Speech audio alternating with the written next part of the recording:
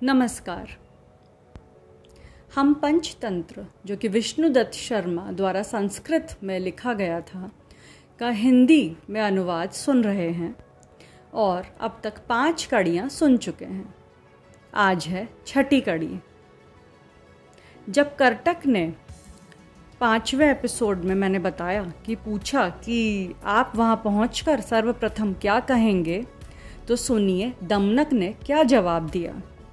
दमनक ने कहा, अच्छी वृष्टि होने पर अर्थात बारिश होने पर जैसे एक बीज से दूसरा बीज स्वतः अपने आप उत्पन्न हो जाता है, उसी प्रकार वार्तालाप के समय उत्तर प्रत्युत्तर के द्वारा अग्रिम वाक्य स्वयं निकलते जाते हैं। इसलिए अभी से मैं क्या बताऊं, जैसा प्रसंग आएगा वैसी बातचीत आरंभ करूंगा। और जहाँ तक बातचीत का प्रश्न है तो मनोहारी सूक्तियाँ तोते की तरह किसी किसी व्यक्ति के तो वाक्य में ही रहती हैं, किसी किसी व्यक्ति के हृदय में रहती हुई भी मूख पुरुषों की तरह बाहर नहीं निकल पाती। किंतु कुछ व्यक्ति ऐसे भी होते हैं जिनके हृदय में तो वो रहती ही हैं और आवश्यकता पड़ने पर बाहर भी निकल आती हैं। मैं वहाँ जाकर अप्रासंगिक रूप से कुछ नहीं कहूँगा। पिता की गोद में रहकर मैंने नीति शास्त्र के तत्वभूत वचनों को सुना है, इसलिए अप्रासंगिक बोलने वाले विद्यापति बृहस्पति को भी विविध तिरस्कार का अपमान सहना पाता है। अप्रासंगिक बोलने वाले व्यक्ति को अपमान सहना ही पड़ता है, चाहे वे सुरगुरु बृहस्पति ही क्यों ना हो।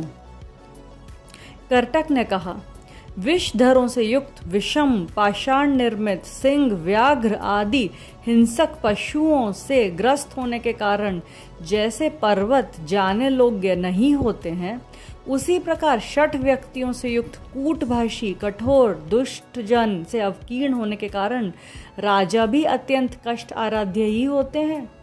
राजाओं का स्वभाव ठीक सर्प जैसा होता है। जैसे सर्प कंचुक अविष्ट कुटिल चाल वाले क्रूर कार्य करने वाले दुष्ट होते हैं, उसी प्रकार राजा भोग विलास में लिप्त कवचधारी कुटिल क्रूर चेष्टा वाले होते हैं। केवल अनुनय और मंत्रणा आदि से ही प्रसन्न रहते हैं। सर्पों के समान राजा भी द्विजिह्वा यानी 2 प्रकार की बोली बोलने वाले, क्रूर कार्य करने वाले, अनिष्टकारक पर छिद्रान्वेषी तथा दूरदर्शी होते हैं। अग्नि में जलकर भस्म होने वाले पतंगे की तरह राजा का क्रोध भी अपकार करने वाले व्यक्ति उसकी क्रोध अग्नि में जलकर भस्म हो जाते हैं। तो दमनक ने कहा, आप ठीक कहते हैं, किंतु जिस व्यक्ति का जैसा स्वभाव होता है उसके साथ वैसा ही आचरण करने से वह वशीभूत हो जाता है।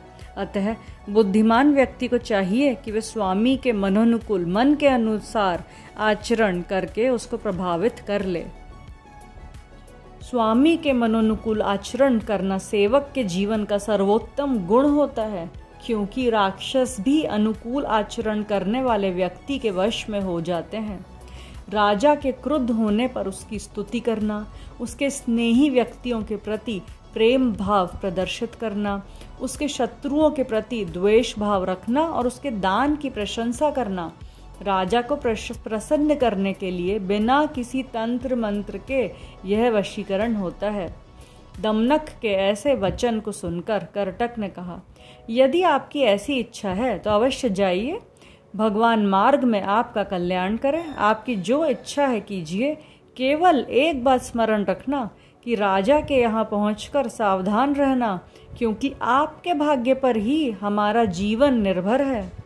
करटक की आज्ञा प्राप्त करके दमनक उसे प्रणाम करके पिंगलक की ओर चल दिया। दमनक को अपनी ओर आते हुए देखकर दूसरी तरफ पिंगलक ने अपने द्वारपाल से कहा, मेरे प्राचीन मंत्री के पुत्र दमनक का प्रवेश होना चाहिए, उसमें किसी प्रकार की रुकावट नहीं आनी चाहिए। उसे ले जाकर द्वितीय मंडल में बैठा दो। द्वितीय मंडल मैं पिछले एपिसोड में पहले ही बता चुकी हूँ। राजा की आज्ञा पाकर द्वारपाल ने कहा, श्रीमान ने जो आदेश दिया है वही होगा। दमनक ने प्रवेश करके राजा को प्रणाम किया और उसकी अनुमति से वह अपने निर्दिष्ट स्थान पर बैठ गया। सिंहराज ने अपने वज्र पमनख वाले दक्षिण हाथ को ऊपर उठाकर उसे उसके मस्तक पर रखते हुए सम्मान के साथ दमनक से पूछा, आप सकुशल हैं? बहुत दिनों के बाद दिखाई पड़े, किधर से आ रहे हैं? दमनक ने कहा, श्रीमान को क्या प्रयोजन हो सकता है, मुझे ही कुछ आवश्यक बातचीत करनी है, क्योंकि उत्तम, मध्यम तथा अधम, चाहे किसी भी कोटि का व्यक्ति हो, राजा को सभी से प्रयोजन पड़ता है। और कहा भी गया है कि दांत में अटकी हुई वस्तु को निकालने के लिए अथवा कान की खुजली को मिटाने के लिए राजा को तृण की आवश्यकता भी पड़ ही जाती है। पुनः वाणी और हाथ से युक्त मनुष्य की तो बात ही क्या करनी है, उसकी आवश्यकता तो पड़ती ही रहती है। आज के लिए इतना ही। धन्यवाद।